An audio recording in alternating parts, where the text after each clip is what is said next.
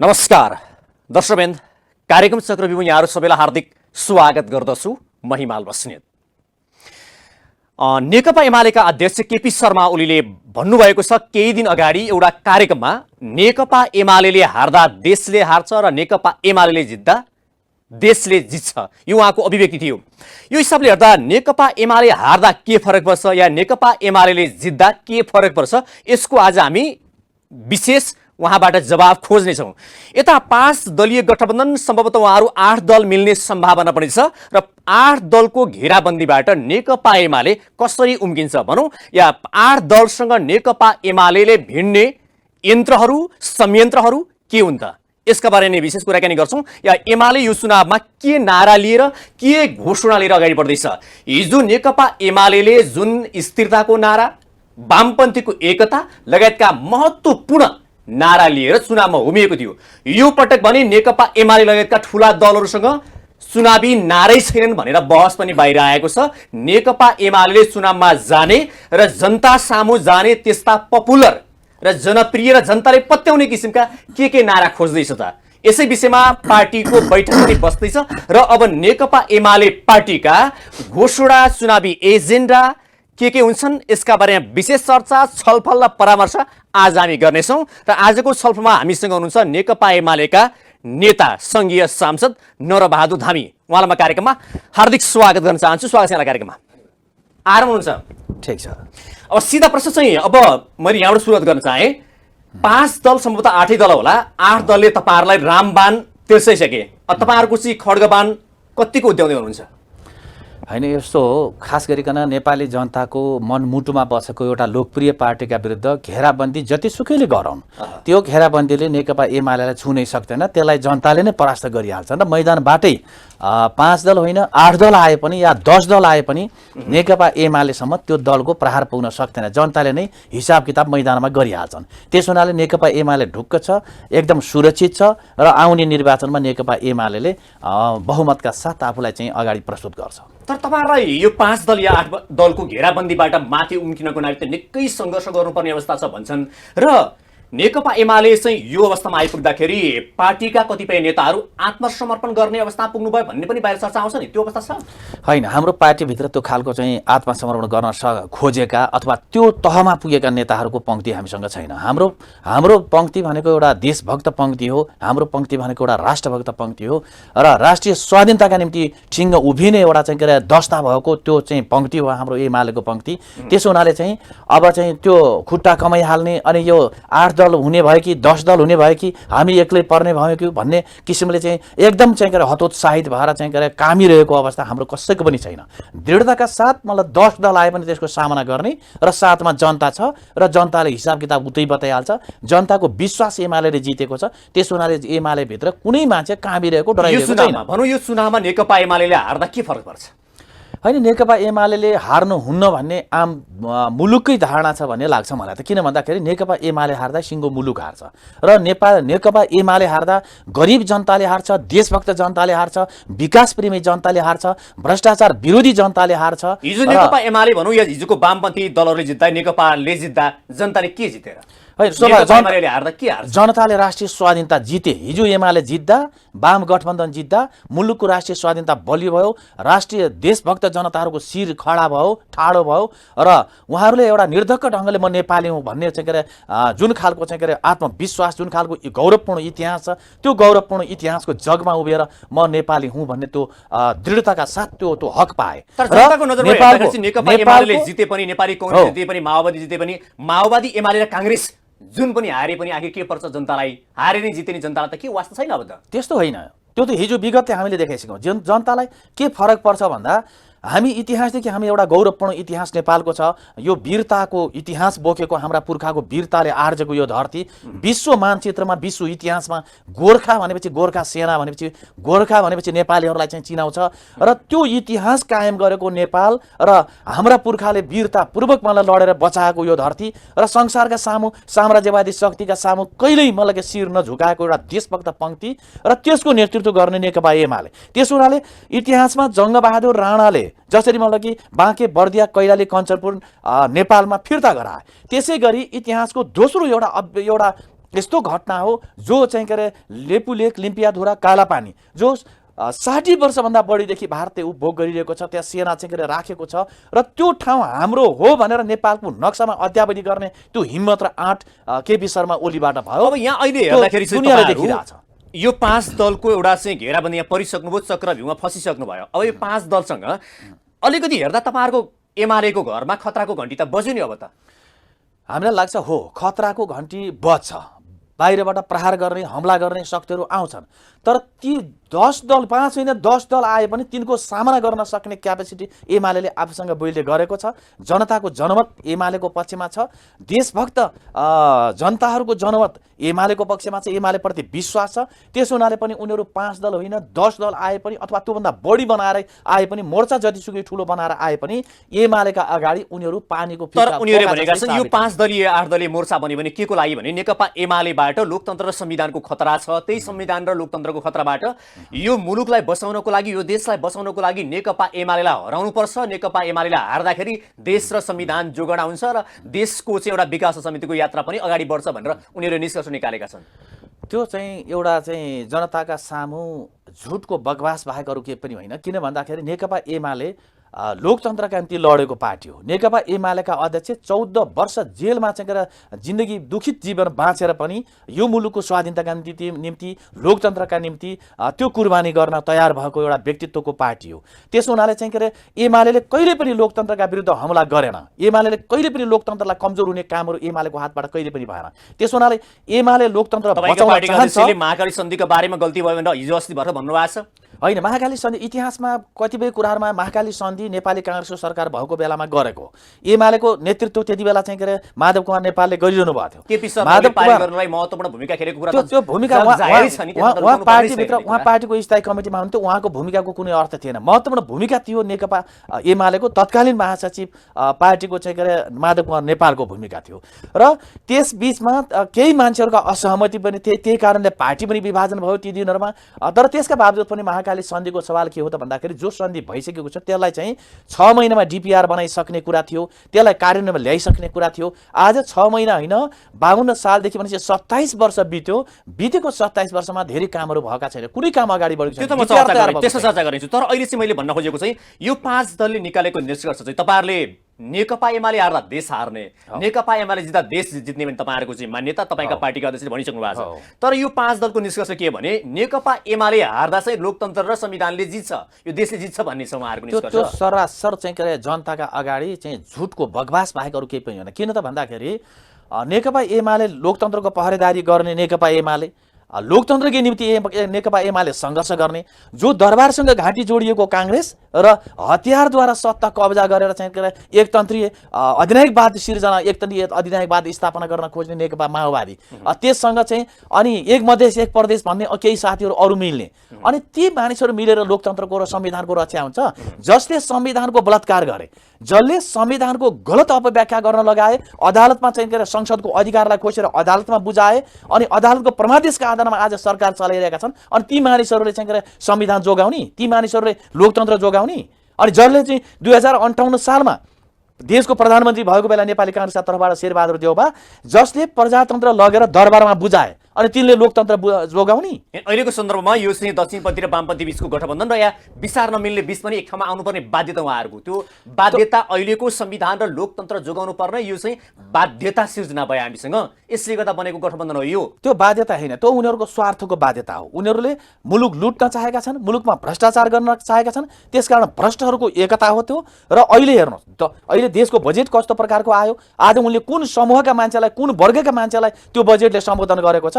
ठुल्ठुला व्यापारी घरानाको चाहिँ के अरे कठपुतली बनेर सरकारमा बस्ने, उनीहरूको हितका पक्षमा काम गर्ने, अनि चाहिँ के अरे मुलुकको स्वाधीनताका निम्ति, लोकतन्त्रको बचावका निम्ति, संविधानको बचावका निम्ति एमाले हराउँछु भन्ने। संविधान यिनले हो कि एमाले चाहिँ उल्लङ्घन गरेको? संविधानको मतलब धारा चाहिँ उल्लङ्घन एमाले कुनै पनि धारा उल्लङ्घन गरेको। तपाईँहरूले भन्नुपर्दाखेरि या 5 दल 7 दल 8 दल मिल्ने भइसके अब नेकपा एमालेको विरुद्धमा भने पछाडि देशका सबैभन्दा शक्तिशाली पार्टीहरू एक ठाउँमा उभिएर नेकपा एमालेलाई हराउनै पर्छ भन्ने निष्कर्षमा पुग्ने भनेको त नेकपा एमालेको बाटो पनि गलत रहेछ भन्ने निष्कर्ष तपाईँले निकाल्नु भयो कि होइन? होइन, हामीले गलत बाटो अख्तियार गरेको छैन। नेकपा एमाले कुनै पनि प्रकारको त्यो बाटोमा हिँडेको छैन। दायरा पारिसके त, नत्र भने त किन परे त्यो 8-10 एकै ठाउँमा? तर त्यो तोड्ने आँट नेकपा एमालेसँग छ। नेकपा एमालेको पक्षमा जनता छन्। नेकपा एमालेसँग ऐतिहासिक जनताका पक्षमा गरेका ऐतिहासिक कामहरूको विरासत छ। त्यही विरासतको जगमा एमाले बलियो छ र जनता एमालेको पक्षमा छन्। आज यो गठबन्धन किन भन्दाखेरि के हो उद्देश्य गठबन्धनको? सरकारमा बस्ने, भ्रष्टाचार गर्ने, देश लुट्ने, देशको अहित हुने काम गर्ने। अनि के हो त उद्देश्य? कि नेकपा माओवादीको विचार बोकेर काङ्ग्रेस गएको हो कि, अथवा काङ्ग्रेसको विचार बोकेर नेकपा माओवादी केन्द्र गएको हो, अथवा मतलब कि मधेसवादी दलहरूका विचार नेकपा माओवादी केन्द्र र काङ्ग्रेसले बोकेर गएका हुन्? कसको विचार हो, कसको नेतृत्व हो, कसको नीति हो र भोलि उनी के गर्ने हुन् भन्ने कुरा जनतासँग के भन्न चाहनेवाला छन् उनीहरू? उहाँहरूले भनेको चाहिँ अहिले यो कठिन घडिया बनेको सरकारले जे भए पनि संविधान लोकतन्त्र त जोगायो नि, अरू विकासको काम पछि गर्दै जाउँ। अहिले गर्ने काम हो समयमै स्थानीय तहको निर्वाचन र प्रदेश सङ्घको निर्वाचन गर्ने भए यो सरकारको सबैभन्दा महत्त्वपूर्ण उपलब्धिहरूलाई मान्नुहोस् तपाईँहरू, अरू काम गर्दै जाउँला। उहाँहरूको निष्कर्ष यो छ नि त। त्यस्तो होइन। यति बेला लोकतन्त्र संविधान के अरे खतरामा परेको भन्ने खालको कुरा यो सरासर झुटको बकवास बाहेक अरू केही पनि होइन। र संविधान प्रयोग गरेर 2 पटक संसद विघटन गर्नु भनेको संविधानमाथि त संविधानले नदिएको अधिकार होइन, संविधानले दिएको अधिकार हो। संविधानले अधिकार दियो। जस्तो पहिलो पटक संसद विघटन किन भयो त भन्दा नेकपा 2/3 नजिक भएको सबभन्दा ठुलो पार्टी थियो संसदमा। त्यो ठुलो पार्टीको प्रधानमन्त्री, संसदीय दलको नेता, पार्टीको अध्यक्षका विरुद्ध 50 जनाले अविश्वासको प्रस्ताव आफ्नै पार्टीबाट हालेपछि अर्को दल गठन, सरकार गठन गर्न सक्ने दल छैन, अर्को सम्भवै छैन। त्यसो भएपछि यो बेलामा सरकार आफ्नो पार्टी सरकारले काम गर्न नसकेको अवस्थामा विघटनको विकल्प अर्को थिएन। त्यो विघटन भइसकेपछि जसरी अदालततिर दौडेर चाहिँ संसद पुनर्बहाली भयो। संसद पुनर्बहाली भइसके पछाडि ल ठिक छ, त्यो कुरालाई पनि नेकपा एमाले स्वीकार गर्यो र यो चाहिँ अदालतको फैसला हो, ठिक छ, स्वीकार गर्यो।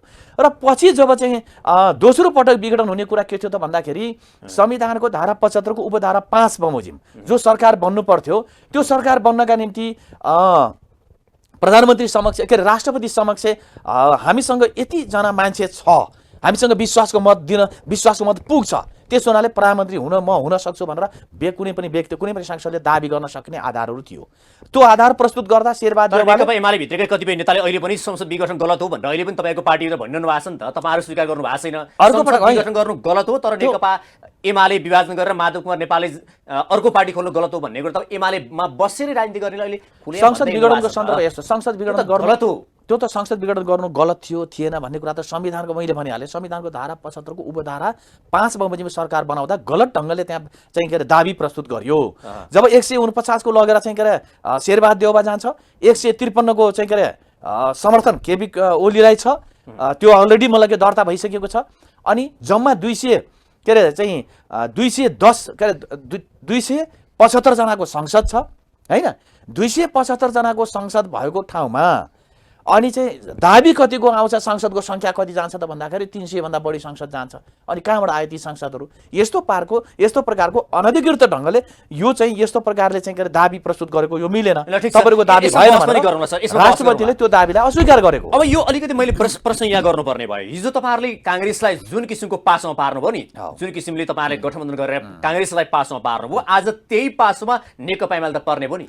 एमाले पासोमा पर्दैन। एमाले हिजो चाहिँ काङ्ग्रेसलाई पासोमा पारेको होइन, हाम्रो स्वाभाविक ढङ्गले वामपन्थी एकता गरिरहेका थियौँ। वाम दलहरूका बीचमा हाम्रो राजनीतिक विचार मिल्ने, मतलब के कार्यगत एकता हुन सक्ने र त्यो तहसम्म हामी विचारको हदसम्म चाहिँ हामी एकता गर्ने पक्षमा पनि थियौँ, गठबन्धन गर्ने पक्षमा थियौँ। आज मधेसवादीको विचार के हो, नेकपा माओवादी केन्द्रको विचार के हो, काङ्ग्रेसको विचार के हो, विचारमा एकता भयो। जस विचार भन्दा पनि तपाईँहरूले हिजो जुन किसिमको चाहिँ गठबन्धन गरेर चुनाव जित्नुपर्छ भन्ने जुन एउटा सही किसिमले त्यति बेला सफल पनि हुनुभयो, त्यो तपाईँहरूले एउटा किसिमको नयाँ नीति लिनुभयो, त्यो नीतिमा तपाईँहरू सफल हुनुभयो।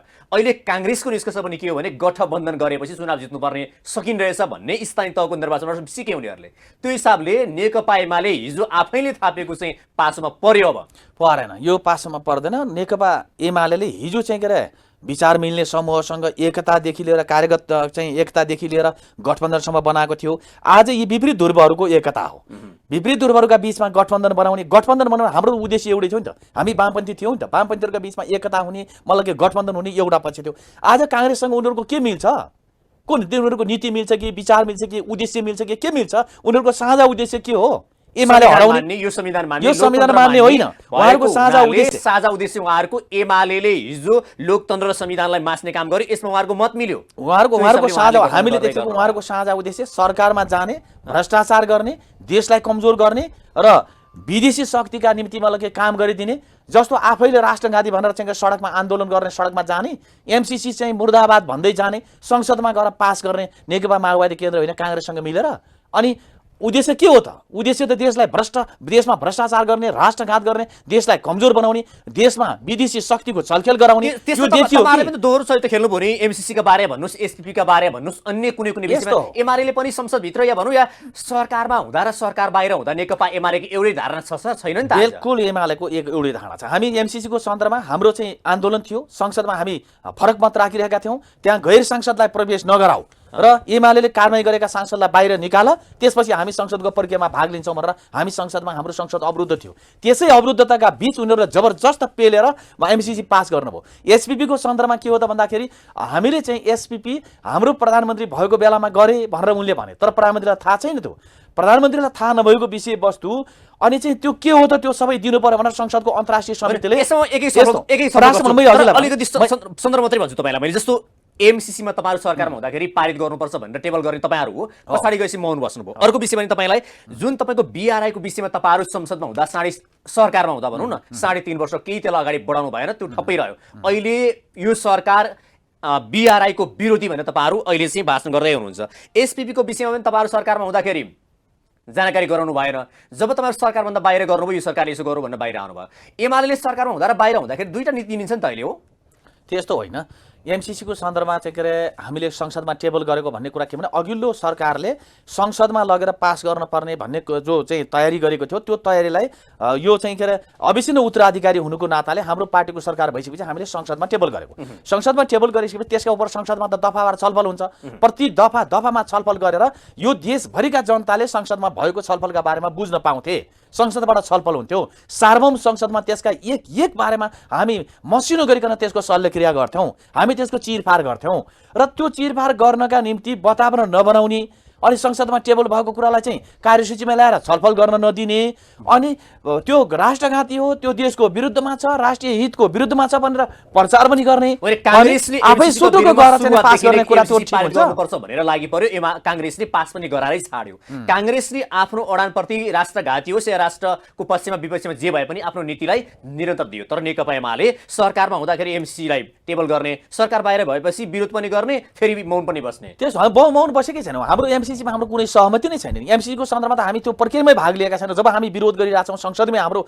चाहिँ रिजर्भेसन छ यो संसद चलाउने प्रक्रिया नै गलत छ यसरी संसद चल्दैन यो चाहिँ कम्तीमा चाहिँ के संसदीय मूल्य र मान्यतालाई चाहिँ के संवैधानिक मूल्य र मान्यतालाई चाहिँ के पारित मतलब के त्यसलाई मानेर यो संसद अगाडि बढोस् भनेर हामी त त्यहाँ अवरोध गरिरहेका छौं त्यसका बावजुद पनि जबरजस्त एमसीसी पास गराएको छ अनि त्यसमा एमालेको सहभागिता कसरी हुन्छ एमालेको 2074 सालको जुन किसिमको एउटा साख थियो नाकाबन्दीका विरुद्धमा चट्टानी अडान र जुन नक्सामा नेपाली भूमि ल्याएको विषय र पारण सन्धिका विषयले नेकपा एमाले राम्रै किसिमको चर्चा पनि बटुल्यो चुनाव जित्ने एउटा आधार पनि खडा भयो तर आज हिजो तपाईहरुले जुन एजेन्डा थियो 74 सालको निर्वाचन तपाईहरुले त्यसको नाफाघाटा गरिसक्नु भयो अब यति बेला चाहिँ नेकपा एमाले कुनै एजेन्डा छैनन् एजेन्डा बिन भन्यो हिजो जे एजेन्डा तपाईले गरेका कामको प्रतिफल त पाइसक्नु भयो अब के छ तपाईहरुको भन्नु पर्यो अब हैन प्रतिफल पाइसकेको भन्ने खालको कुरा भने हामीले 3 वर्ष सरकार चलायौं त्यही बीचमा 2 वर्ष कोभिडका बीच भयो 1 वर्ष मात्रै सरकार चलायौं राम्रो ढंगले त्यो बीचमा मलाई के हामीले राष्ट्रियतालाई बलियो बनायौं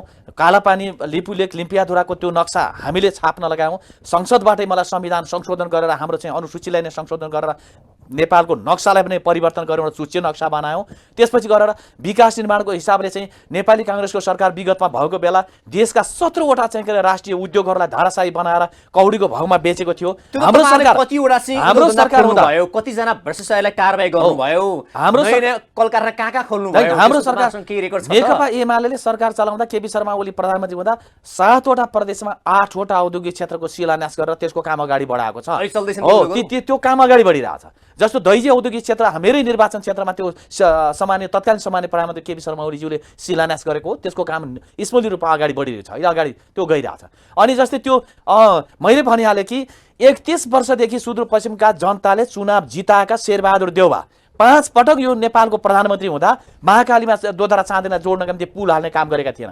2073 मा एमालेको तर्फबाट प्रधानमन्त्री हुँदा केपी शर्मा ओली प्रधानमन्त्री हुँदा त्यहाँ चाहिँ महाकाली त्यो दोधरा चाँदिनी जोड्ने पुल हाल्नुभयो। त्यसै गरिकन कालापानी, त्यो कालापानी अहिलेका सामान्य प्रधानमन्त्री शेरबहादुर देउवाको चाहिँ प्रदेशको ठाउँ हो। त्यो त्यहाँ अतिक्रमण भएको छ भनेर शेरबहादुर देउवालाई थाहा थिएन।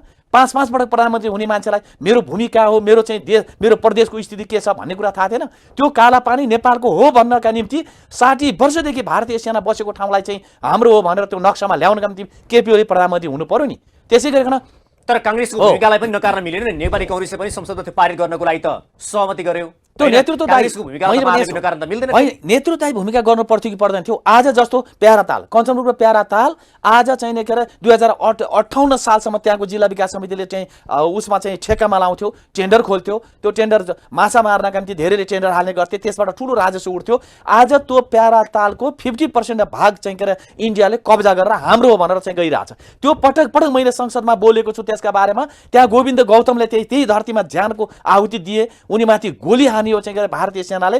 तर चाहिँ प्रधानमन्त्री त्यही ठाउँबाट सुदूरपश्चिमबाटै मलाई के चुनाव जितेर आएका प्रधानमन्त्री शेरबहादुर देउवा कतिचोटि बोल्नुभयो, कतिचोटि प्यारा तालका बारेमा। अब इन्डिया भ्रमणमा जानुभयो, 2074 मा इन्डिया भ्रमणमा जानुभयो प्रधानमन्त्री भइसकेपछि दिल्लीमा गएर उहाँले के गरेर आउनुभयो? दिल्लीमा गएर 2072 सालको संविधानलाई म संशोधन गर्छु भनेर त्यहाँ पुच्छर हल्लाउँदै के अरे चाहिँ भारतीय प्रभुका अगाडि चाहिँ के अरे सलाम ठोकेर आउनुभयो। अनि चीन विरुद्ध गतिविधि गर्नका निम्ति त्यहाँ चाहिँ भारतको दिल्लीमा रहेका फ्री तिब्बतको नारा लाउने धर्मगुरुलाई भेटेर आएर चीनलाई चिडाउने काम गर्नुभयो। अनि राष्ट्रिय स्वाधीनतालाई कमजोर गर्ने, अनि देशको के अरे भारतको चाकरी गरेर नेपालमा सत्तामा बस्न पाइन्छ भन्ने मनोगत भावना सधैँभरि राखिराख्ने, यस्तो खालको चाहिँ विचार पालिराख्ने। अनि सुदूरपश्चिममा उहाँले जस्तो अस्ति मात्रै त्यहाँका जनताले आन्दोलन गरे, सुदूरपश्चिममा मेडिकल विश्वविद्यालय चाहिन्छ भनेर चाहिँ भनिरहे। कति दिनदेखि उनीहरूले चाहिँ के अरे आमरण अनसन पनि गरे। तर यहाँको संसदीय समिति, शिक्षा समिति त्यहाँ गएर अनुगमन गर्यो। सबै 27 वटा चाहिँ अत्याधुनिक भवन बनिसकेका छन्। ती भवन खाली खडा मात्र भइरहेका छन्। गेटा मेडिकल कलेज लगायतका सुदूरपश्चिम क्षेत्रको विकासको निम्ति देउवाले पुर्याएको योगदानकै आधारमा पटक पटक सुदूरपश्चिमका जनताले देउवालाई कुनै पटक पनि नहराइकन यो प्रतिनिधि सभामा पठाइरहेका छन्। यो त उहाँको चाहिँ जुन गरेको कार्यको मूल्याङ्कनबाट भन्छ नि त। यसका सन्दर्भमा हो उहाँले चाहिँ के भन्नुभयो, सुदूरपश्चिमका सोझा जनताका आँखामा छारो हाल्ने काम गर्नु जहिले पनि। र उहाँले के भन्नुभयो, मैले 22 वटा पुलको उद्घाटन गरेँ भन्नुभयो। पञ्चायतकालमा पूर्व पश्चिम राजमार्गको पञ्चायतकालमा के अरे त्यो टेन्डर भएर ठेक्का लागेको र निर्माण भइसकेका पुलहरूको उहाँले उद्घाटन गर्नुभयो। र त्यो 22 वटा पुल उद्घाटन गरे बापत त्यहाँका सोझा सिधा जनतालाई ढाँटेर 31 वर्षदेखि 6 वटा चुनाव उहाँ चुनाव जितेर मतलब कि यो संसदमा आउनुभयो। काम गरेर उहाँको कार्य गर्ने शैली, कार्यक्षमता या सुदूरपश्चिमका जनताको जुन किसिमको समस्या छ, त्यहाँको जुन किसिमको जनताको चाहना छ, त्यसलाई सम्बोधन गरे बापत जनताले बारम्बार उहाँलाई पुरस्कृत गर्दै पठाएका हुन् कि दण्डित गर्नुपर्ने खोइ गरेन? सम्भावना होइन। एकचोटि यसो हो, कुरा के हो त भन्दाखेरि ठिक छ यस पटक उहाँले केही गर्न सक्नु भएन। गलत गर्नेलाई त जनताले त्यहाँ दण्डित गर्छ नि त। खोइ देखिएन, लगातार 6 वर्ष जिताइरहेका छन्। सवाल यसो हो, 6 पटक जिताउनु भयो, 7 पटक पनि जित्ने कुरा छ। अनि 8औं पटक पनि जित्लान्। अझै मतलब कि 5 पटक मात्रै प्रधानमन्त्री हुनु भएको छ। उहाँका ज्योतिषले त उहाँ 7 पटक प्रधानमन्त्री हुन्छ भन्नुभएको छ। 5 पटक मात्रै भएको छ, 2 पटक बाँकी छ। र जनतासँग फेरि पनि कुनै उनले चाहिँ भ्रम छरेर आउनु होला। उनले चाहिँ उनको प्रदेशमा सुदूरपश्चिम जहाँ चाहिँ डहेलधुराबाट उहाँ चुनाव पटक पटक जित्नुभयो। अनि कञ्चनपुरको 3 नम्बर क्षेत्रबाट चुनाव जित्नुभयो, कैलालीको 5 नम्बर क्षेत्रबाट चुनाव जित्नुभयो भने पटक पटक सुदूरपश्चिमका जनताले उहाँलाई सम्मान गरे। तर आज सुदूरपश्चिम सेतीमा, पश्चिम सेतीमा धेरै पानी बगेको छ। पश्चिम सेतीले उहाँलाई सम्झेको कति भयो? पश्चिम सेती बनाउनका लागि उहाँले पहल गर्नुभयो? अहिलेसम्म केही गर्नुभयो? अनि पञ्चेश्वर परियोजना उहाँले बनाउनु भयो। पञ्चेश्वर परियोजनाले सुदूरपश्चिमको काया पलट गर्थ्यो र यो देशकै मुहार फेर्थ्यो र पश्चिम सेतीले यो मुलुककै सुन्दरतालाई अगाडि बढाउन सक्थ्यो र उहाँले त्यो काम गर्नुभयो। अनि हामीले अहिले उठाइरहेछौँ जब केपी शर्मा ओली प्रधानमन्त्री हुनुभयो अनि दोधरा चाँदनीमा हामीले चाहिँ ड्राई पोर्ट, सुक्खा बन्दरगाहको कुरा गरेका छौँ, जो देशकै निम्ति लाइफलाइनको कुरा हुन्थ्यो। यता पर्साको चाहिँ वीरगञ्जमा मितेरी पुलमा बन्द हुँदा, नाका बन्द हुँदा सुदूरपश्चिम दोधरा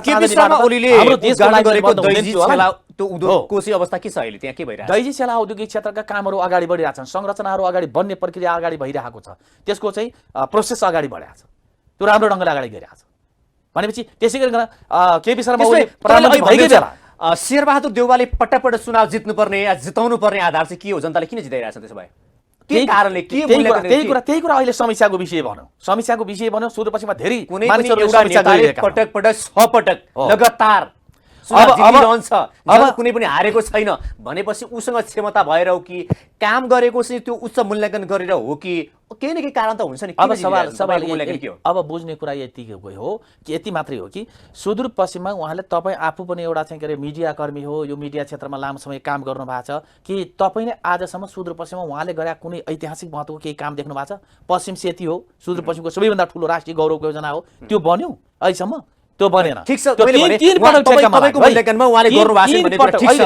पहिला सुन्नु, मेरो प्रश्न चाहिँ यहाँ छ के सर, त्यो स्मार्ट कम्पनीलाई उसले ठेक्कामा दियो सुरुमा, त्यसले चाहिँ के अरे अलिअलि के गरे जस्तो गर, त्यो आउट भयो। त्यसपछि 3 गर्जेज चाइनाको 3 गर्जेज आयो, त्यसले पनि काम गरेन।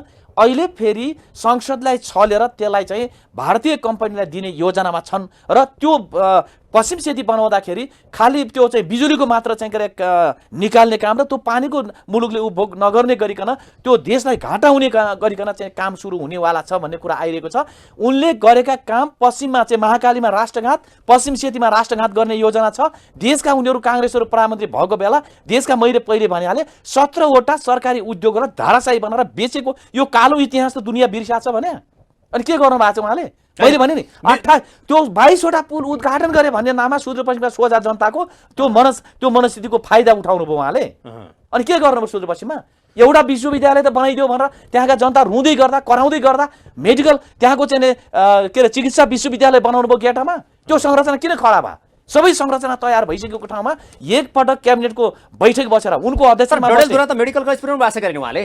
त्यो मेडिकल कलेज बनाउने कुरा सन्दर्भमा, टिचिङ हस्पिटल बनाउने कुरा सन्दर्भमा त्यो त उहाँले बनाउँदिन भने भए पनि सुदूरपश्चिम विश्वविद्यालय छ, विश्वविद्यालय आफ्नो टिचिङ हस्पिटल एक ठाउँमा बनाउने कुरा छँदै थियो। त्यो बनाउँछ, अलिकति उहाँले क्याम्पस बनाउँछ, कहीँ त पुर्याउनु भएको छ त उहाँले। त्यो ठिक छ। अहिले क्याबिनेटमा अहिले निर्णय उनले चाहिँ एउटा बजेटमा उहाँले ल्याउनु भयो। त्यो बजेटमा त्यो नीति र कार्यक्रम सरकारको नीति र कार्यक्रममा ल्याउनु भयो, त्यो ठिक छ, त्यो आयो है। त अब बनाउने कुराको सन्दर्भ भयो, एक गेटामा त्यत्रो संरचना बनेको ठाउँलाई मेडिकल विश्वविद्यालय, चिकित्सा विश्वविद्यालय बनाइदेऊ, मेडिकल युनिभर्सिटी बनाइदेऊ भनेर एकपटक क्याबिनेटबाट निर्णय गर्न सक्नुहुन्थ्यो? सक्नुहुन्न थियो र उहाँले गर्न चाहेको भए उहाँले सोझा सिधा सुदूरपश्चिमका जनतालाई ढाँट्न खोज्नुभयो। त्यसो भए तपाईँको पार्टीको सरकार हुँदा केपी शर्मा ओलीले मानिलिउँ शेरबहादुर देउवाले त गर्नु भएन, सुदूरपश्चिमको विकास गर्ने केपी शर्मा ओलीको दायित्व प्रधानमन्त्री हुँदा देशको प्रधानमन्त्री हो, के फरक काम गरिदिनु भयो त सुदूरपश्चिम? फरक कामका सन्दर्भमा मैले भनिहालेँ, 5 पटक प्रधानमन्त्री हुँदा सुदूरपश्चिममा शेरबहादुर देउवाले नगरेका काम हाम्रो सम्माननीय प्रधानमन्त्री, तत्कालीन सम्माननीय प्रधानमन्त्री केपी शर्मा ओलीज्यूले गर्नुभयो है। भनेपछि उहाँले महाकालीमा पुल, दोधरा चाँदनी जोड्ने कुराको सन्दर्भमा 2073 को आर्थिक वर्षमा हालेको पुल हो, त्यो अहिले कन्टिन्यू अगाडि बढिरहेको छ। त्यसको 60% काम पुरा भइसकेको छ र बाँकी कन्टिन्यू भइरहेछ। एक दोस्रो कुरो तपाईँको चाहिँ कञ्चनपुरको दोधरा चाँदनीको कुतिया कभर अन्तिम पोइन्ट सिमानाको त्यहाँदेखि ब्रह्मदेव हुँदै दार्चुलाको चाहिँ के अरे तिङ्करसम्म जाने महाकाली करिडोर, त्यो कामको अगाडि बढाउनु भएको छ। अहिले कन्टिन्यू काम बढिरहेको छ, त्यो उहाँको पालामा भएको। सेती लोकमार्ग टिकापुरदेखि लिएर तपाईँको चाहिँ बझाङको ताग्लाकोटसम्म जाने त्यो अगाडि बढाउनु भएको छ। तपाईँको चाहिँ दैजे औद्योगिक क्षेत्र अगाडि बढाउनु भएको छ। अनि चाहिँ तपाईँको चाहिँ त्यसै गरिकन चाहिँ अनि सुरुङ मार्गको सवाल, यी तमाम कुराहरूको सन्दर्भमा उहाँले चाहिँ के अरे पश्चिममा चाहिँ सुदूरपश्चिममा काम नगरेको भन्ने खालको मलाई एउटा जवाब दिनुहोस्। त्यसो भए ठिक छ, एउटै जवाब दिनुहोस्। अब झापाको तपाईँको पार्टीको अध्यक्षले सुदूरपश्चिममा यति धेरै काम गर्नुभएको छ, केपी जो शेरबहादुर देउवा सुदूरपश्चिमकै भएर तपाईँको भनाइमा काम गर्नु भएन, जनताले चाहिँ पटक पटक उहाँलाई संसदमा पठाउनुको एक मात्रै कारण के हो भनिदिनुहोस् न, यति मात्रै मलाई। अब यसो हो, सवाल के भयो त भन्दाखेरि 2052 सालमा उहाँ प्रधानमन्त्री हुनुभयो। त्यसपछि पनि प्रधानमन्त्री भइसकेपछि अब चुनाव उहाँले चाहिँ संसद भएर चुनाव जित्दाखेरि, चुनावमा जाँदाखेरि अब पनि उहाँ चाहिँ के अरे जितेर गयो भने फेरि पनि हुने भनेको उनी चाहिँ सांसद मात्रै हुने भइहालेछ, सरकारमा गयो भने प्रधानमन्त्री हुनुहुन्छ उहाँ। प्रधानमन्त्री भएपछि त केही गर्नु होला कि भनेर आशमा सुदूरपश्चिमका जनता 31 वर्षसम्म मलाई अगाडि पठाए। अब थाहा के, मैले भने नि निरन्तर बालुवामा पानी हाले, अब त उम्रिन्छ कि बिउ उम्रिन्छ कि भनेर चाहिँ बालुवामा पानी हाल्दै रहे, तर सुदूरपश्चिम जनता तपाईँको मूल्याङ्कन के छ? अहिले पनि फेरि पनि उहाँलाई जिताएर पठाउँछन् कि के छ अवस्था? अब सुदूरपश्चिमका जनताले चाहिँ धेरै कुरा बुझिसके पछाडि मलाई लाग्छ कि आशमा एउटा किसानले आफ्नो घरमा भैँसी पाल्छ, राम्रो राम्रो खानेकुरा खुवाउँछ, हरियो घाँस ल्याएर खुवाउँछ, चाकरी गर्छ, मोटो बनाउँछ, तर थारो भैँसी नब्याउँदा एउटा चाहिँ के अरे किसानलाई कति पीडा हुन्छ। आज ब्याउँछ, आज ब्याउला, भोलि ब्याउला, पर्सि ब्याउला, 5 पटक प्रधानमन्त्री हुनुभयो, तर सुदूरपश्चिममा थारो भैँसी ब्याएन। अब ब्याएन? थारो भैँसी ब्याउँदैन भनेर सुदूरपश्चिमका जनताले त्यो विश्वास गरेका छन्। 31 वर्षमा आशा गरे 12 वर्षमा हात्ती ब्याउँछ, 12 वर्षमा खोला फर्किन्छ भन्थे, तर 31 वर्षसम्म सुदूरपश्चिममा थारो भैँसी ब्याएन। अब त्यो थारो भैँसीलाई कोही चाकरी गर्नेवाला छैन, सुदूरपश्चिमका जनताले बुझिसकेका छ। त्यसो हुनाले चाहिँ यो भ्रममा अब सुदूरपश्चिमका जनता छैन। त्यसो भए अब अर्को विषयको म अब तपाईँहरूको पार्टीको एजेन्डा नि अब तपाईँहरूले 2074 सालको चुनावमा भनेको चाहिँ गरिबीका रेखामुनिका रहेका जनतालाई 5 वर्षभित्रमा मुक्त गर्ने एउटा घोषणा थियो। देशमा नै मल कारखाना खोल्ने र यही उत्पादन गर्ने भन्नुभएको थियो। त्यसै गरी 2 वर्षमा नै खाद्यान्नमा आत्मनिर्भर बन्ने भन्ने तपाईँहरूको एजेन्डामा थिए। प्रत्येक नेपालीको घर घरमा 24 घण्टा विद्युत आउँछ, बिजुलीको पहुँच पुग्छ भनेर भनिएको छ। ती नारा पुरा भएन, अहिले ती नाराले तपाईँलाई गिज्दै छ। अब तपाईँहरूको चाहिँ तपाईँहरूको अब एजेन्डा के भन्छन्? हामी त्यस्तो होइन। हामीले त हिजो ती कुराहरूलाई पुरा गर्नका निम्ति हाम्रो सरकारले चाहिँ एकदमै काम गरिरहेको थियो। त्यो बेलामा काम नगरेको भन्ने काम गर्दा गर्दै विश्व महामारी कोभिड आयो। कोभिडको बेलामा जनताको ज्यान जोगाउनु प्रमुख विषय थियो, अरू काम गर्ने भन्दा पनि। र अहिलेको जस्तो मलको हाहाकार देशलाई चाहिँ बनाएको थिएन। देशमा चाहिँ मल उद्योग नै खोल्ने खालको सरकारको योजना नै थियो। ती योजनाहरूलाई पुरा हुन दिएन र हुनका निम्ति हाम्रो सरकारलाई काम गर्न काम गर्छु भनेर जनताको पक्षमा काम गर्नको लागि लाग्ने मन्त्री प्रधानमन्त्रीलाई यो देशमा कसले अवरोध गर्छ? देश विरोधीहरूले, यहाँको विकास हुन नचाहनेहरूले, यो मुलुक समृद्ध भएको देख्न नचाहनेहरूले, शक्ति र सत्ता आफ्नो हातमा हुँदा काम गर्न चाहनेलाई त कुनैले अवरोध गर्दैन। यदि त्यसलाई अवरोध गर्छ भने जनता सडकमा उत्रिँदैन। त्यही भएर त जनताले अब उत्रिनुपर्छ। अब जनता एमालेको पक्षमा आउनुपर्छ। अब देशको समृद्धिको यात्राको नेतृत्व एमाले गर्छ, देशको स्वाधीनताको नेतृत्व एमाले गर्छ, राष्ट्रिय गौरवको मतलब कि एजेन्डाहरूको, विकासको, जनताको समृद्धिको र सुखी नेपालको चाहिँ के अरे नेपालीहरूको मतलब सपनालाई पुरा गर्ने काम नेकपा एमाले गर्छ। अर्को प्रश्न तपाईँहरूसँग हिजो गरेका यी भाषाहरू पुरा भएनन्। यी भाषा पुरा नभइसकेपछि नेकपा एमालेका अहिलेका चुनावी एजेन्डा नेकपा एमाले खोजिरहेको छ, तर अहिले चुनावी एजेन्डा भेटिरहेको छैन। अब नेकपा एमाले लगायतका ठुला दलको कुरा गरे नेकपा एमाले एजेन्डा विहीन छ भनेर भन्छ। त्यो गलत कुरा, सरासर गलत कुरा हो। नेकपा एमालेसँग मुलुकको समृद्धिको एजेन्डा छ। यो मुलुकलाई अझै समृद्ध बनाउन बाँकी छ। यो 5 दलको सरकार हुने बित्तिकै यो मुलुक आज स्वर्ग बनिसकेको होइन।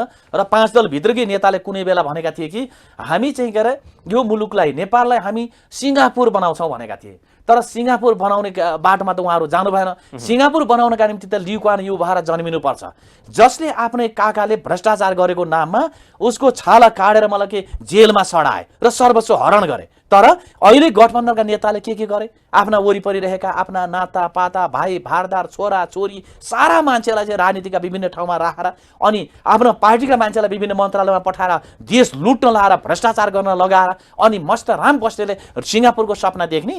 तर अहिले तपाईँहरूले हिजो भनेका जुन मैले अघि पनि भने 4-5वटा एजेन्डाहरू, पूर्व पश्चिम रेल र मोनोरेल, मेट्रो रेल के तपाईँहरूले धेरै भन्नुभएको थियो होइन, पानी जाँचको कुरा पनि देख्नुभएको थियो। यी सारा कुराहरू पुरा नगएपछि अब नेपाली जनताले नेकपा एमालेलाई हिजोका एजेन्डा पुरा भएनन्, अब एमाले चुनावमा के भनेर जनतासँग भोट माग्छ यो त हेरिरहेका छन् जनताले। अब के भन्न आउँछ नेकपा एमाले पार्टी? हामी सरकारमा जाँदाखेरि देशको ढुकुटी रित्याइसकेको थियो। नेपाली काङ्ग्रेसले स्थानीय तहको चुनाव, प्रदेश र प्रतिनिधि सभाको चुनाव गरिकन दुईटा चुनाव र त्योभन्दा पहिला सिङ्गो मुलुकको यो अर्थतन्त्र निकै धाराशाही बनाएको अवस्था थियो। सरकारमा जाने बित्तिकै अर्थमन्त्रीले श्वेतपत्र जारी गर्नुभयो, बजेट छैन, ढुकुटी रित्तियो, देश बर्बाद भयो भनेर श्वेतपत्र जारी गर्नुभयो। त्यसपछि हामीले जे एजेन्डा भनेका थियौँ ती एजेन्डालाई पुरा गर्नका निम्ति निरन्तर सरकार अगाडि बढिरहेको थियो। 1 वर्ष मात्र काम गरेको।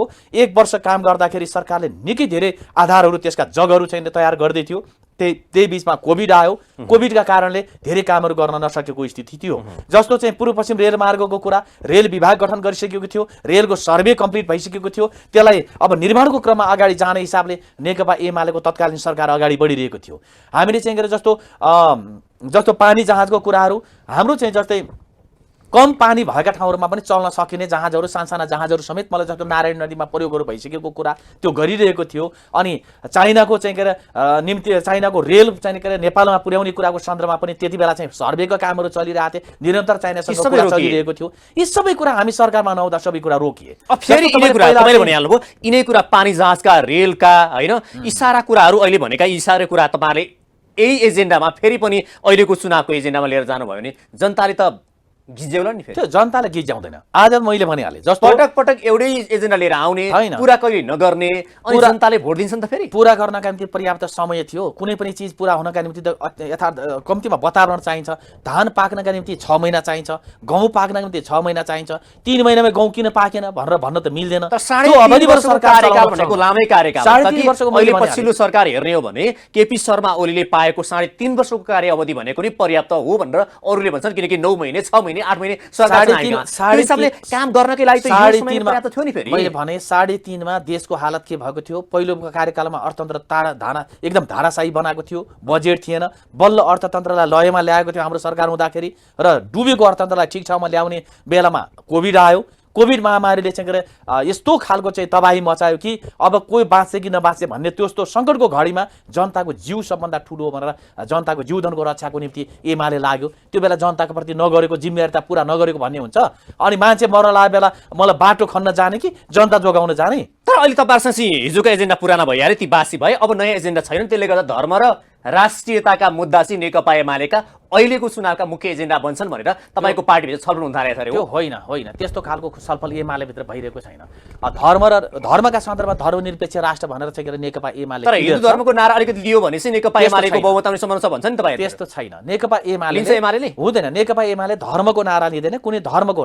हामी चाहिँ मार्क्सवादी हो, हामी कम्युनिस्ट पार्टीका मान्छे हो। त्यस हुनाले धर्म एउटा चाहिँ मान्छेको व्यक्तिगत निजी मामिला हो र व्यक्तिगत विश्वासको सवाल हो। त्यो विश्वासको जगमा उभिएर आफ्नो आस्था, आफ्नो चाहिँ संस्कार राख्न पाउने कुराको सन्दर्भमा हामी नेकपा एमाले कसैलाई पनि प्रतिबन्ध लगाएको छैन र त्यसको उपहास पनि उडाउँदैन। त्यसो हुनाले हामी यति बेला राष्ट्रिय स्वाधीनताको नारा विशेष नारा हुन्छ। कालापानी नेपालको हो र त्यो नेपालको नक्सामा ल्याइसकेपछि अब भूमि पनि नेपालले प्रयोग गर्न पाउनुपर्छ र जहाँ भारतीय सेना आज बसिरहेछ त्यहाँ नेपाली सेना बस्ने वातावरण बन्नु पर्दछ। र त्यसका निम्ति यो सरकारले के गर्यो? नेकपा एमाले त्यो कामको पहल कदमी गर्छ र यो राष्ट्रिय स्वाधीनताको नारा। दोस्रो कुरा मुलुकको समृद्धिको नारा, सुखी नेपाली समृद्ध नेपाल हिजोको नारा थियो हाम्रो। हिजोको सरकार बन्दा त्यो त पुरानो भइसक्यो, त्यो पुरानो होइन, त्यो काम भन्न मिल्ला। यसको मतलब त्यो नारा पुरानो हुनका लागि त सुखी नेपाली भइसकेको हुनुपर्छ, समृद्ध नेपाल भइसक्यो। समृद्ध भयो, बनाउनु भयो नि तपाईहरुले। हो, बनाउँछौँ। अब एमालेले बनाउँछ।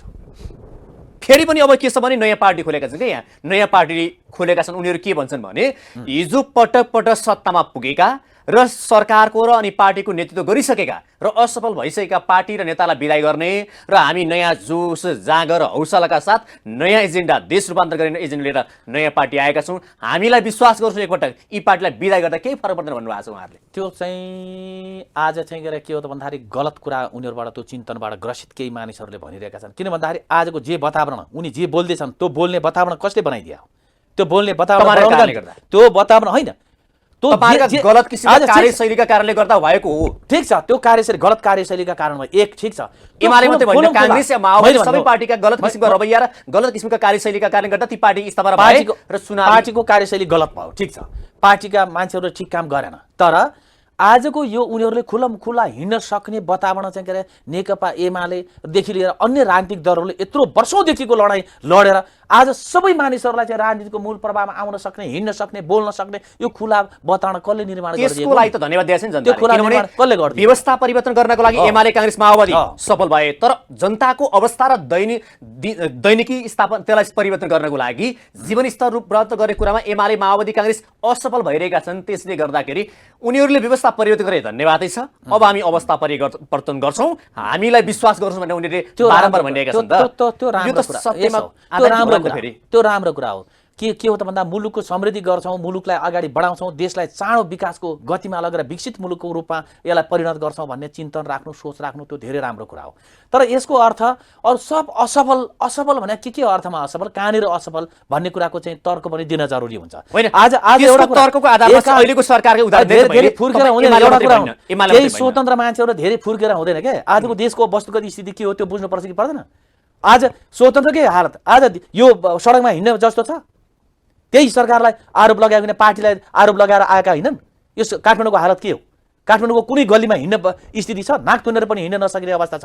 केही दिनमा यस्तै रह्यो भने यो नर्क भइसकेको छ। यहाँ मान्छे बस्न गाह्रो भइसकेको छ, प्रदूषण फैलिसकेको छ, मान्छे मर्ने हालत भइसकेको छ, स्वच्छ हावा छँदै छैन भनेपछि अनि अनि स्वतन्त्रताको नारा दिएर स्वतन्त्रको नारा दिएर देश हामी भनेर त्यो त्यति अनि सजिलो छ पार्टी देश बनाउन? भित्रका नेताहरू यो संघीय राजधानी देशकै राजनीतिको एउटा चाहिँ कूटनीति बुन्ने या राजनीतिको चाहिँ यहाँ हरेक किसिमका नीति बन्ने ठाउँ यहाँनिर कुनै पनि एउटा स्वतन्त्र उम्मेदवारले विजय प्राप्त गर्यो भने त्यसलाई असफल पार्नको लागि काङ्ग्रेस एमाले माओवादी लगायतका पार्टीहरू निरन्तर खटिरहेका छन् आज होइन आज खटिरहेका छन् यस्तो भन्छ नि, हो कि होइन, होइन? यो त्यो सरासर गलत कुरा हो। आज के हो त भन्दाखेरि जस्तो तपाईँको चाहिँ के अरे स्थानीय तह स्वायत्त छ, स्थानीय तहले आफ्नो नियम आफै बनाउन पाउँछ।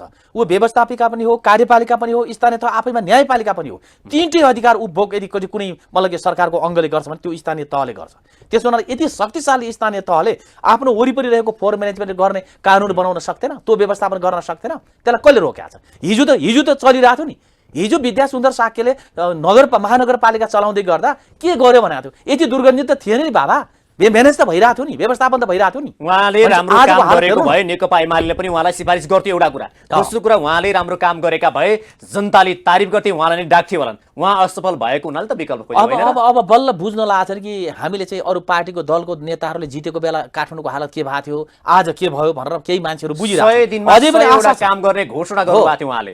होइन, त्यो त यसो स्थिति हो। 5 वर्षमा मैले एउटा भने काम भएन भन्छन् भाइ, त्यो गलत कुरा। किन भएको थिएन? धेरै कामहरू भएको छ त्यो बेलामा। अनि तपाईँको त्यो बेला मैले भनिहालेँ कोभिडको महामारीले मान्छेको हालत के भएको थियो, देशको परिस्थिति के थियो, अनि काम गर्ने भनेर चाहिँ के अरे जस्तो सुकै बेलामा पनि काम गर्न सकिँदैन। मान्छे मर्न लागेको बेला अरू त्यो मान्छे बचाउने कि काममा जाने। यो कोभिडले हामी सबैमाथि सङ्कट आइपरेको थियो। त्यो सङ्कटको घडीमा 2 वर्ष केही गर्न नसकिएको अर्को कुरा सर, अहिले अलिकति त्यो स्वतन्त्र पार्टी दलहरू या भनौँ अलिकति स्वतन्त्रले प्लस नयाँ पार्टीको एउटा चाहिँ उहाँहरूको एजेन्डा के छ भने पुराना नेता सरकारको नेतृत्व गरिसकेका पुराना नेताहरू विशेष गरी उहाँहरूको जोड भनेको प्रचण्ड, शेरबहादुर, केपी शर्मा ओली लगायतका चाहिँ बाबुराम भट्टराई लगायतका यो दर्जाका नेतालाई विदाई गर्ने, अब विदाई गर्ने नयाँ पुस्ताका युवाहरू अगाडि बढ्नुपर्छ भन्ने उहाँहरूको जोड छ। त्यसमा तपाईँ लगायतका नेकपा एमालेको दोस्रो तेस्रो पुस्ताका नेताहरू सहमत हुनुहुन्छ? होइन, हाम्रो यस्तो अब कुरा के हो त भन्दा देशको निम्ति इसेन्सियल पर्सनहरू, चाहिने व्यक्तित्वहरू, त्यो चाहिँ के अरे शारीरिक रूपमा वृद्ध हुँदै गए, एज बढी भयो, उमेर बढी भयो र उमेरको कारणले मान्छे चाहिँ वृद्ध हुन्छ भन्ने मलाई लाग्दैन। शरीर वृद्ध होला तर विचारको हिसाबले, दृष्टिकोणको हिसाबले, मुलुकको आवश्यकताको हिसाबले र राष्ट्रिय अन्तर्राष्ट्रिय सम्बन्धको हिसाबले, मुलुकको समृद्धिको हिसाबले, जनताको भाग्य बदल्ने कुराको हिसाबले यदि 80 वर्षको मान्छे पनि देशका निम्ति आवश्यक छ भने ऊ आउनुमा कुनै अप्ठ्यारो हुँदैन। र यति मात्रै हो कि म स्वतन्त्र छु भन्ने नाममा तथा नाम बोलेर चाहिँ के अरे आफ्नो इतिहासको त्यो गौरवको चाहिँ खिल्ली उडाउन मिल्दैन। हाम्रो चाहिँ के हो त भन्दाखेरि पुराना मान्छे भनेको त हाम्रा चाहिँ के अरे त्यो एउटा विचारको खानी हुन्, हाम्रो के अरे पुराना इतिहास हुन् र ती इतिहासबाट हामीले पाठ सिक्ने, उनबाट ज्ञान गुण लिने हो, उनबाट धेरै चिजहरू माग्ने हो हामी। तर यति बेला अब के छ भने तपाईँले भनिहाल्नुभयो, तर काङ्ग्रेस र एमालेको इतिहास भनेको 70 वर्षभन्दा बढी लामो भइसक्यो। यो देशको नेतृत्वमा पुगेको पनि लगभग 30 वर्ष भइसक्यो। कहिले एमाले, कहिले काङ्ग्रेस या अहिले पछि माओवादी पनि लगातार सत्तामा छन्। यो लगातारको इतिहास हेर्दाखेरि यी तीनटा पार्टी सरकारको नेतृत्व गर्दा जुन जनताले अपेक्षा गरेका छन् नि, अपेक्षा गरेको कामबाट उनीहरू गरे अनुसारको काम भएन, असफल साबित भएका छन् भनेर उहाँहरूको जनताकै निष्कर्ष छ। त्यो हिसाबले अब नयाँ पार्टीहरू आयो भने चाहिँ के आशा होला कि अझ नयाँ युवाहरूको के आशा होला कि भनेर जनताले रोजिरहेका छन्। त्यो अवस्थामा तपाईँहरू जस्तो युवाले साथ दिनु पर्दैन र? होइन, यस्तो हो, हामी राजनीतिक दलका माध्यमबाट यो दलीय व्यवस्था, नेपालको संविधानले चाहिँ के अरे दलीय व्यवस्थालाई स्वीकार गर्छ, लोकतन्त्रलाई स्वीकार गर्छ, मल्टी पार्टी सिस्टमलाई स्वीकार गर्छ। त्यसो हुनाले हामी दलका माध्यमबाट जे विचार हामीले ग्रहण गरेका छौँ त्यो विचारको माध्यमबाट जनताको भाग्य बदल्ने, हाम्रो चाहिँ के अरे मुलुकको भाग्य बदल्ने, यो मुलुकको समृद्धिलाई अगाडि बढाउने हाम्रो चाहिँ के अरे चाहना हो, इन्ट्रेस्ट हो। र त्यही इन्ट्रेस्टको जगमा उभिएर चाहिँ हाम्रो चाहिँ के अरे पार्टी अगाडि बढिरहेछ। तर एमाले हार्दा या काङ्ग्रेस हार्दाखेरि एमाले भित्रका नेताहरू या काङ्ग्रेस भित्रका नेताहरू हार्लान्, उनीहरूको भविष्य अन्धकार होला, तर जनताको भविष्य अन्धकार हुन्छ भन्ने ग्यारेन्टी के छ? होइन, अन्धकार हुन्छ भन्ने खालको कुराको सन्दर्भ यसो हो, काङ्ग्रेस हार्दा के हुन्छ त काङ्ग्रेसले जानोस्, जनताले बुझेका छन्। काङ्ग्रेसले यो मुलुकमा सबैभन्दा धेरै शासन उसैले चलाएको छ र निजीकरणका नाममा देशका चाहिँ 17वटा राष्ट्रिय उद्योग जहाँ चाहिँ के अरे हजारौँ व्यक्तिले रोजगारी पाएका थिए, देशले केही मतलब कि उत्पादित मालहरूको चाहिँ निकासी पनि गर्दथ्यो। जनकपुर चुरोट कारखाना देशकै मतलब एसियामै धेरै टफ थियो, राम्रो थियो। त्यो चाहिँ के अरे हालत के भयो, बाँसबारी छाला जुत्ता उद्योग कहाँ पुग्यो, अनि चाहिँ के अरे हरिसिद्धि इँटा टायर कारखाना कहाँ पुग्यो, हेटौडा चाहिँ के अरे तपाईँको चाहिँ के अरे यो कपडा कारखाना कहाँ गयो, भिरगुटी कागज कारखानाहरू कहाँ गए भनेपछि हिजो त नामी कारखाना थिए नि, जसले देशको चाहिँ शिर उच्चो बनाएको थियो, देशको भाग्य बदल्ने कुराका आधारशिलाको रूपमा तिनले काम गरेका थिए। एउटा कुरा इमानदार भएर सबै बेचेर काङ्ग्रेसले बेच्यो, काङ्ग्रेसले यी सबै चाहिँ बेच्यो भने तपाईहरू पटक पटक सरकारमा हुनुहुन्छ। केपी शर्मा ओली 2 पटक प्रधानमन्त्री भइसक्नुभयो। नेकपा एमालेबाट झलनाथ खनाल, माधव कुमार नेपाल पनि प्रधानमन्त्री हुनुभयो। उहाँको कार्यकालमा बेचिएका ती चाहिँ त्यसरी चाहिँ व्यापारिसी बनाएका उद्योग धन्दाहरू प्रत्येकलाई स्थापना गरेर अगाडि बढाउनको लागि कसले चाहिँ रोक्छ भन्नुहोस् त? कसले रोक्छ? त्यो गर्नका निम्ति हाम्रो सरकार जस्तो झलनाथ खनाल कति 6 महिना प्रधानमन्त्री, त्यसपछि अर्को कति 9 महिना प्रधानमन्त्री। यो समय त्यो उद्योग बनाउन सकिने समय हो। तैपनि स्थापना गर्नको लागि त्यो आधारशिला खडा गर्नकै निम्ति केपी ओली प्रधानमन्त्री भएको बेलामा 7वटा प्रदेशमा 8वटा औद्योगिक क्षेत्रको शिलान्यास गरे होइन? त्यो तयारी गरे होइन के? मैले भनेको पुराना जलले कांग्रेसले बेच्यो भनेर पुरानालाई पनि कार्यान्वयनमा ल्याउनका निम्ति सरकारको नीतिभित्र ल्याएर तयारी गर्दै थियो। हाम्रो सरकार 7वटा गरियो, 5वटा गरियो भयो, 13 या 15 20वटा मध्ये एमालेको कार्यकालभित्र चाहिँ 5वटा हिजो बेचिएका भनेका, हिजो धराशयी भनेका चाहिँ 5-7वटा उद्योग चाहिँ खोल्यो है एमालेले, स्थापना गर्यो, पुनः स्थापना गर्यो भनेको भए जनताले आश गर्थे गर्दैन थियो। तर त्यसको निम्ति सरकारको नीति र कार्यक्रममा ल्याएर ती उद्योगहरूलाई एकदम रुग्ण भएका बेचिएका ती सरकारी उद्योगहरूलाई फेरि कार्यान्वयनमा ल्याउने, चालु अवस्थामा ल्याउने भनेर चाहिँ के अरे हामीले लागेकै बेलामा मैले भने देशको हालत के भयो, कोभिडको महामारीले त सिङ्गो विश्व हल्लाएको हो नि। अरू विश्वका अरू मुलुकमा पनि यो फलानु भएन भनेर भन्नु त मिलेन त्यो बीचमा त।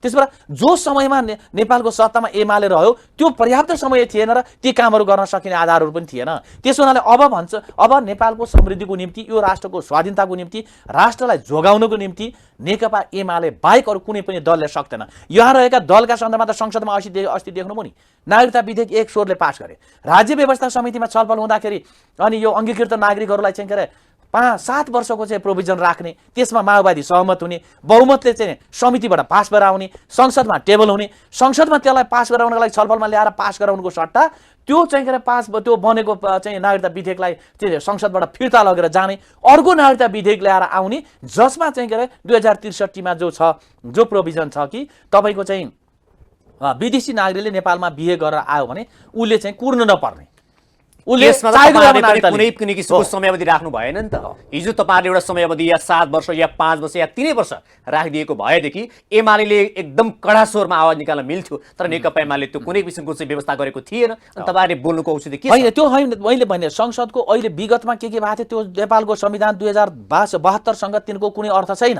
तर उहाँले अहिले उहाँले कुनै पनि किसिमको समय सीमा राख्नु भएको छैन, अनि किन विरोध गरेको भन्नुहुन्छ उहाँहरू? समय सीमा छ त, पुरानोलाई कार्यान्वयनमा ल्याछ, अर्को नबनुन्जेल त पुरानोलाई कार्यान्वयनमा ल्याउँछ। त्यसकारण पुरानोलाई कार्यान्वयनमा नल्याउँ, नयाँ ल्याउँ। जस्तो भुटानमा तपाईँको चाहिँ कुनै विदेशी महिलाले भुटानको नागरिकसँग बिहे गरेर आइछ भने उसले बच्चा जन्माएर ती बच्चाले नागरिकता पाइसकेपछि मात्र उसले नागरिकता पाउँछ।